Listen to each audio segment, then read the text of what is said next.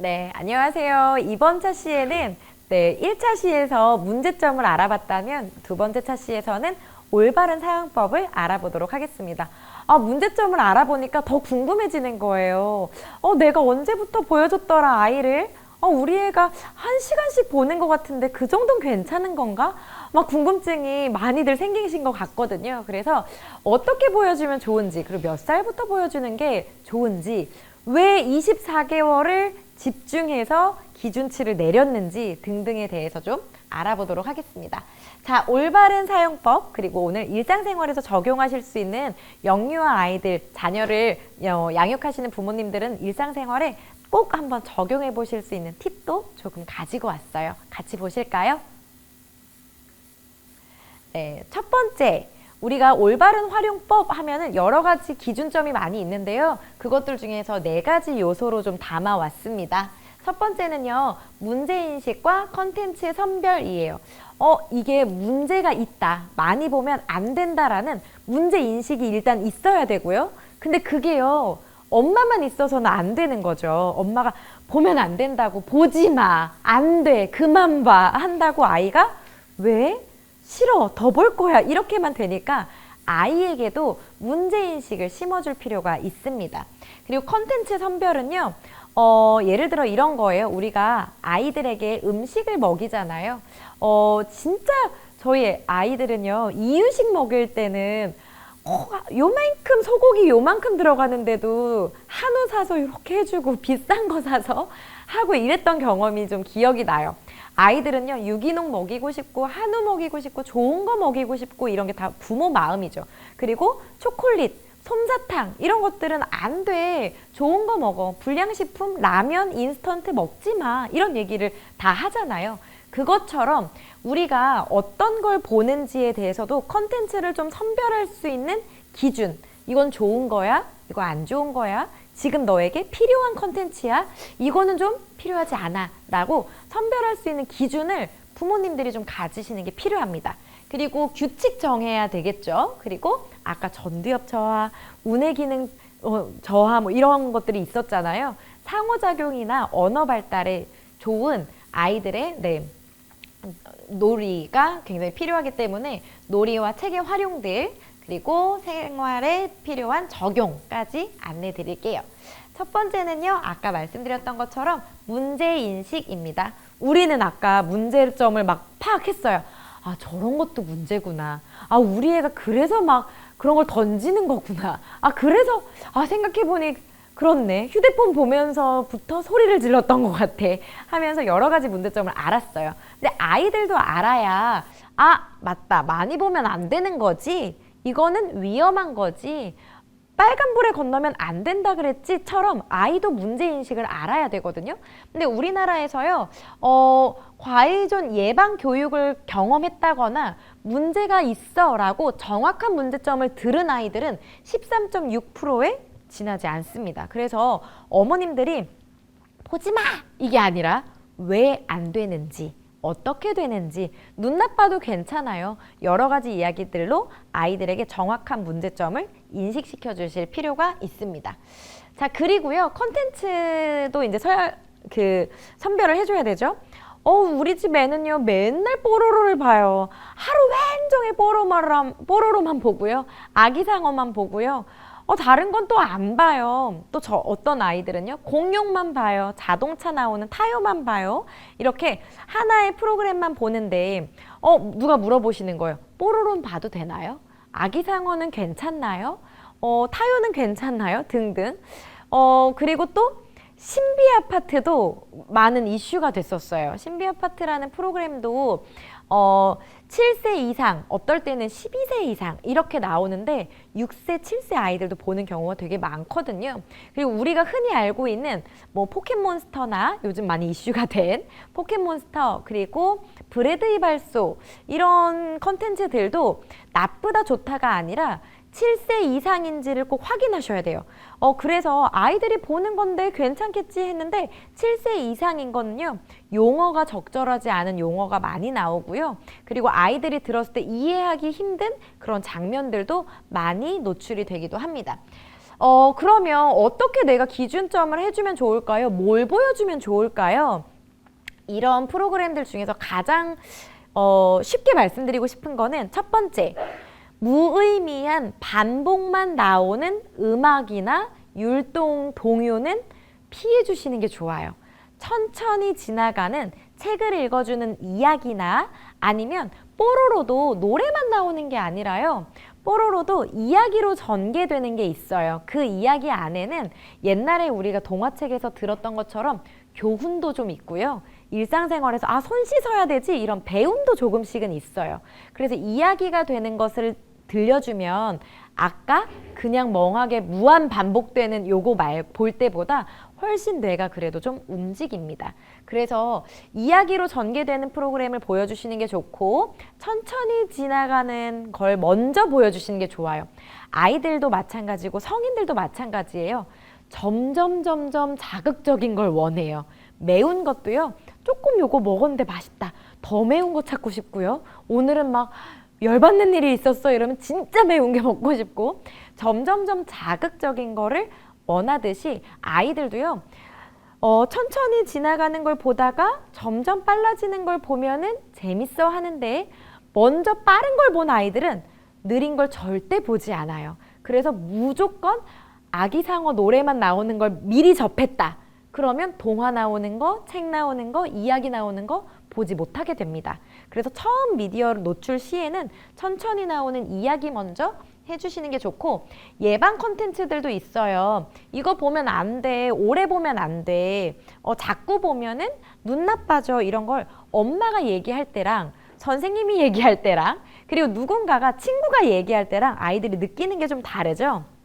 와닿는 게 예방 콘텐츠는 우리나라에서 만들어 놓은 스마트 쉼센터라는 곳이 있어요. 여기는 영유아뿐만 아니라 성인들의 미디어 과의존도 치료해 줄 수 있는 많은 검사 도구들도 같이 들어 있습니다.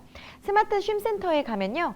아이들이 보면서 익힐 수 있는 눈 막 너무 많이 봤더니 눈이 까매졌어요. 백설공주가 세상에서 제일 예쁜 줄 알았는데 거울아 세상에서 누가 제일 예쁘니? 백설공주요. 이러면 옛날에는 사과를 주고 뭐 이런 거 있었잖아요.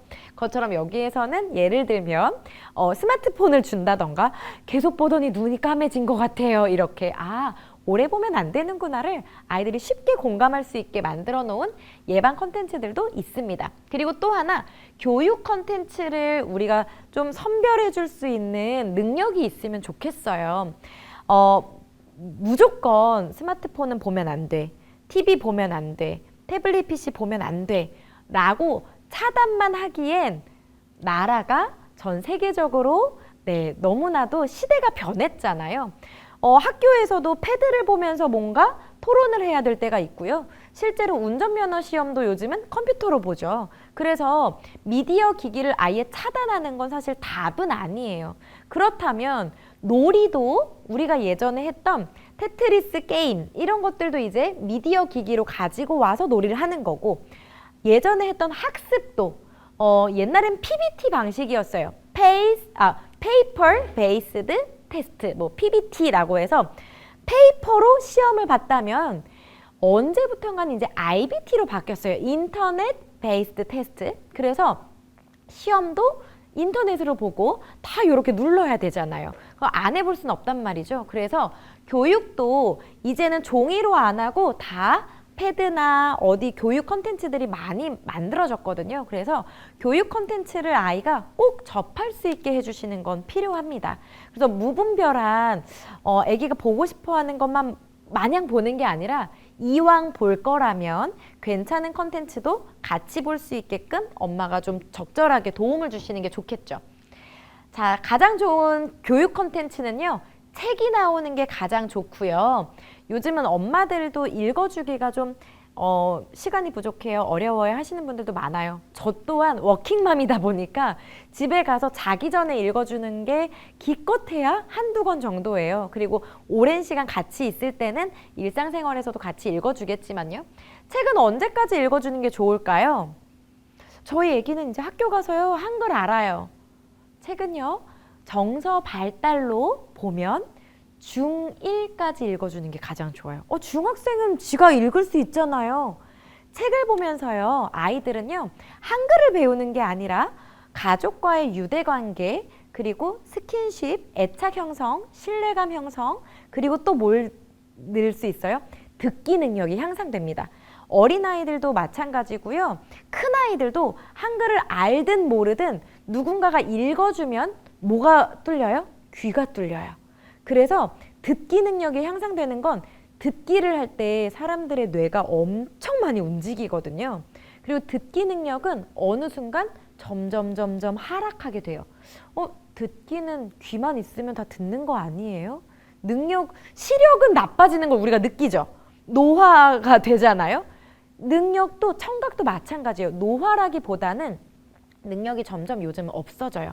자, 문제를 내보면 모두가 다 틀리게 말합니다. 자, 첫 번째 뭐 이러면서 예를 들어서 제가요 이래 했는데요. 자, 여기서 문제 나갈게요 해서 문제를 그냥 들려줬을 때와 문제 보실게요 하고 보여줬을 때와 훨씬 두 번째를 더 많이 맞춘다는 거죠. 그만큼 보지 않고 듣고 이해하는 능력이 너무 많이 떨어져 있어요. 요즘 현대사회인들은. 근데 듣고 이해하고 생각하고 느끼는 게 안 되면 뭐가 안 되는 거예요? 상호작용이 안 돼요. 그래서 요즘 MZ세대라고도 하죠. MZ세대들은 사람들과 말을 하지 않는데요. 그래서 지나가는 사람한테 길을 물어보거나 이런 거를 왜 물어봐? 야, 저 사람 왜 모르는 사람한테 말 걸어? 이러면서 너무 이렇게 하거든요. 왜냐하면 이렇게 상호 관계를 많이 안 맺어봐서 그래요. 근데 모든 상호 관계를 맺든 뭘 하든 듣기 능력에도 도움을 주는 책을 읽어주는 것, 내가 못 읽어주면 책 읽어주는 컨텐츠를 보여주시는 게 좋습니다. 누리과정은요, 아이들의 초등학교 과정, 교과 과정 이런 게 있듯이 누리과정은 영아부터 유아까지의 과정을 누리과정이라고 나라에서 만들어 놨어요. 그래서 상주에 있는 어린이집을 가든 서울에 있는 어린이집을 가든 제주도에 있는 어린이집을 다니든 3월에 4월에 5월에 배우는 게 모든 아이들이 똑같이 배우게끔 만들어 놓은 과정입니다. 근데 그 과정을 집에서도 같이 해주면 너무 좋겠죠. 이번에 5월이에요. 만약에 그러면 5월에는 가족에 대한 거, 사랑에 대한 거, 봄에 관한 거 이런 것들에 대해서 많이 배우게 되거든요. 그러면 우리도 집에서 그런 거와 관련된 주제와 관련된 컨텐츠를 보여주시는 게 훨씬 좋아요. 자, 그 다음 무분별한 컨텐츠는 정리해 주시는 게 좋습니다. 유튜브를 많이 봐요. 그래서 저희는 유튜브 키즈로 바꿨어요 하시는 분들도 계시거든요. 유튜브와 유튜브 키즈 관계자분들에게 제가 하는 말은 아니지만 네. 유튜브 키즈와 유튜브 모두 다 교육 컨텐츠로 만들어진 컨텐츠는 아니기 때문에 키즈여도 우리 아이 연령의 발달에 맞는 컨텐츠만 쭉 나오지 않아요. 그래서 아이가 뭘 보고 있는지 엄마가 꼭 확인할 필요가 있습니다. 실제로 이 기사 말고도요, 여러 가지 기사가 많았어요. 유튜브 키즈 애기들이 보는데요, 초등학교 형아들도 보거든요. 그래서 여러 가지가 알고리즘으로 해서 뒤바뀌어서 나와요. 제가 예전에 웃겼던 경험이 하나 있어요. 아이들이요, 초등도 마찬가지고요, 영유아기도 마찬가지고요, 고래를 배워요. 예를 들면요, 고래를 아이들이 생각했어요. 바닷속에 상어, 고래 이런 거 애들 되게 좋아하거든요. 왜냐면은 이렇게 간접적으로만 접할 수 있잖아요. 실제로 볼 수 없어서 미지의 세계이기 때문에 되게 좋아해요. 그런데 고래, 상어 좋아하다가 고래는 어떻게 생겼지? 하면서 이때는 뭘 알려줘야 돼요? 고래는 물고기가 아니다. 물에 사는, 바다에 사는 유일한 포유류야. 얘만 새끼를 낳아. 얘만 젖을 먹이는 동물이야. 그래서 고래만 신기하게요, 꼬리가 어떻게 돼요? 다른 애들은 꼬리가 이렇게 움직여요. 근데 고래는 이렇게 움직여요. 첨벙첨벙 이렇게 달라요. 물고기가 아니야. 얜 포유류야. 이런 것들을 알려줘야 되는 시기예요. 고래 하면은 이렇게 파생돼서 확장해서 아이들이 배워야 되는 시기인데, 저 유튜브에서 아이들 이런 걸 하면서 어떤 경험이 있었냐면, 아이가 그렇게 고래를 이제 찾아봤어요. 그러니까 알고리즘으로 해서 고래 바닷속, 고래 잡는 법 이런 게 나오는 거예요. 그러면서 실제로 고래 낚시하는 거, 뭐 포획 장면들 이런 게 또 나오고 그러면서 어디로 넘어가요? 갑자기 포경수술로 넘어가는 거예요. 그러니까 이게 우리 애가 뭘 보고 있는지 어떻게 이 발달에 맞춰서 연상해줘야 되는지 확장시켜줘야 되는지는 우리가 잘 선별할 필요가 좀 있습니다. 자, 그럼 어떻게 보여줘야 돼요? 세 가지로 나눴어요. 처음, 보기 전에는 보는 때를 알려줘야 되는데 시간 아니에요. 30분만 봐, 15분만 봐. 저희 애는요, 초등학교 3학년이에요. 시간 알아요. 그래도 수에 대한 개념이 좀 덜해요. 덜 와닿아요. 그래서 시계를 볼 줄 알아도 30분만 봐, 15분만 봐가 잘 제어가 되지 않아요. 그럼 어떻게 얘기해 줘야 돼요? 엄마가 밥 다 차려놓을 때까지만 보는 거야. 그러니까 눈에 보이는 걸 말해줘야 돼요. 눈에 보이는 변화.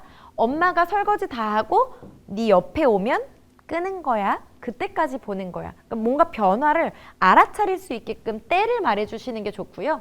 장소는 분명히 정해주셔야 돼요. 여기 의자에서 봐. 앉아서 보는 거야. 이렇게. 그게 되지 않으면 아까 그 영상에서처럼 아무데나 이제 바닥에 앉기도 하고 바닥에 앉으면 휴대폰이 밑으로 내려가서 자세도 안 좋고 눈에도 좋지 않죠. 시력에도. 그리고 그렇게 많이 봤다. 누워서 보고요. 소파에서 누워서 보고요. 좋아지지 않아요. 그래서 장소, 바른 자세, 봐라고 보기 전에 이야기해주기. 두 번째는 볼 때는 부정적인 언어 금지, 컨텐츠 정해주기, 끄기 전 설명하기. 얘가 보고 있어요. 그럼 보는 동안에는 하지마, 야 1분만 봐, 하나만 봐, 그만인데, 안 돼. 이런 부정적인 언어를 하지 않고 이따가 엄마 거기 가면 끄기로 약속했지? 기억하지? 엄마가 밥 차리면 끄기로 한 거지? 기억하지? 로 이야기해 주시는 게 좋습니다. 아이들이 블럭놀이 할 때는 엄마들이 하나만 더 해, 너 5분만 더 해, 이렇게 안 하죠. 그래서 아이들이요, 이거는 더 하고 싶다는 욕구가 계속 생겨요. 하지마라는 부정적 언어를 들으면. 컨텐츠는 정해주시는 게 좋죠. 오늘은 이거 중에서만 볼 수 있대. 어떤 거 볼래? 라고 좀 정해주시는 게 좀 좋습니다. 그다음에 끄기 전에 아까처럼 설명해 주시면 좋고 다 봤어요. 그리고 잘 껐어요? 그러면 칭찬해 주셔야 되겠죠. 이거 끄는 거 되게 힘들어요. 이거 보는 동안 내가 멈췄잖아요. 그래서 엄마가 얘기해도 안 들리잖아요. 엄마가 부르잖아! 이러기도 그때 쳐다본단 말이에요. 안 들려요. 이게 멈춰 있어서 그냥 멍해 있는 거거든요. 그러니까 끄는 시간에 맞춰서 끄는 거 자체가 얼마나 어려운 일인지 몰라요. 제어하는 게. 근데 만약에 껐다. 엄마 왔으니까 이제 꺼. 약속했잖아. 얼른 밥 다 됐어. 끄는 거야? 엄마 잠깐만 기다릴게. 조금 남았어? 그럼 요거 끝나면 끄자. 라고 약간 유연성 있게 해주시고 끄면 엄청난 칭찬을 해주시면 좋아요. 이게 칭찬의 경험이 있으면 아이가 그 다음에도 잘 거예요. 이렇게 하면 되는구나. 그리고 눈 마사지와 스트레칭으로 간접적으로 알려주시면 좋아요. 안 좋은 거라는 걸 오래 보면. 그래서 저도 아이들이 뭘 보잖아요. 그러면 끄고 아이고 이렇게 잘 꺼. 끄는 거 왜 이렇게 어려운데 정말 잘 끄는구나 하고 아이고 곳에 조금 봤다고 눈이 빨개졌어. 어휴 뜨거워. 어휴 머리도 엄마 이렇게 좀 해줄게. 이러면 이거 오래 보면 눈이 아프구나, 빨개지는구나를 그렇게 아이들은 좀 느껴요. 그래서 이렇게 해주시고 밥 먹을 때 보지마, 소파에서 누워서 보지마 했는데 우리는 그러면 안 되겠죠. 자기 전에 핸드폰 내놔 이랬는데 엄마는 계속 핸드폰 보면서 잠들고 이러면 안 되니까 같이 지켜주시면 좋아요. 자, 일상생활에 적용 팁으로 2개만 딱 가지고 왔어요. 대부분의 어머님들이 차 안에서 많이 보여주고요. 식당에서 많이 보여주시거든요. 이때는 필수로 이제 막 됐잖아요. 그래서 차 안에서는 안 보여주고 가는 방법 없을까요? 하시는 분들 많아요. 저는 집이 이제 경기도에 있는데 시댁은 해남이에요. 그래서 가는데 8시간, 막 이렇게 명절엔 12시간도 걸리고요. 근데 새벽에 가면은 6시간 정도? 빠르면 진짜 새벽에 막 슝 간다 그러면은 뭐 5시간 정도 이제 걸립니다. 자, 그런데 아이들이 6시간, 10시간 내내 한 번도 뭐 보고 간 적이 없어요. 단 한 번도. 첫째, 둘째 다요. 차에서 그냥 졸릴 때 가면 가장 좋고요. 그리고 저희 애들은 카시트 타는 걸 너무 좋아했어요. 아기 때부터. 왜? 카시트 타면 간식 먹는 시간이거든요. 그래서 카시트 탈 때는 간식을 미리 준비해 주시면 좋습니다. 그래서 뭐 부스러기 떨어지는 게 너무 싫다 이러면은 안 떨어지는 뭐 고구마 말랭이, 건망고 이런 것들 있잖아요. 그냥 계속 씹을 수 있는 거, 오징어, 진미채처럼 오징어 같은 거. 그리고 아이들이 좋아하는 노래를 보여주지 말고 들려만 주세요. 되게 좋아해요. 마치 우리가 어디 놀러 갈 때 내가 좋아하는 음악 막 신나는 거 들으면서 내가 좋아하는 너무 옛날 사람 같은가요? 그 삶은 달걀에 사이다 이러면 너무 옛날 사람 같죠? 그치만 내가 좋아하는 간식을 먹으면서 음악 들으면서 간다. 그거만큼 여행의 즐거움을 알게 해주는 게 없어요. 근데 아이들에게도 좋아하는 음악 틀어주고 간식 주고 괜찮습니다. 그리고 차창 밖에 뭐가 있는지 막 보면서 하는 거 그런 놀이들 해주시면 좋고요.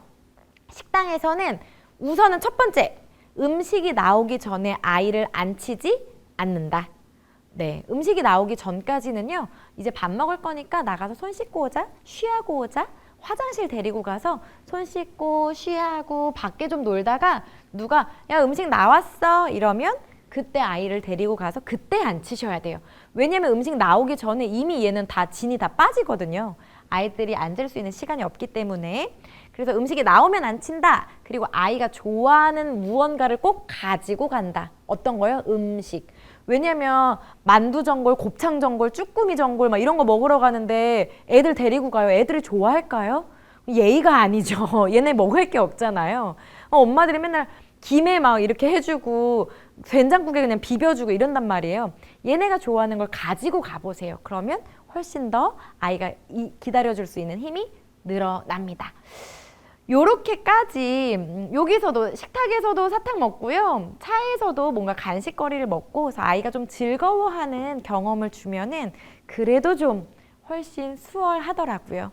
그래서 이렇게 일상생활에 적용하실 수 있는 팁까지 조금 알려드렸는데요. 아이들의 스마트폰은 차단하는 게 아니라 올바르게 보여주는 게 중요합니다. 현 시대에 맞는 육아법으로 요즘 부모님이 되시길 바랍니다. 2차시 여기서 마무리하겠습니다. 고생하셨습니다.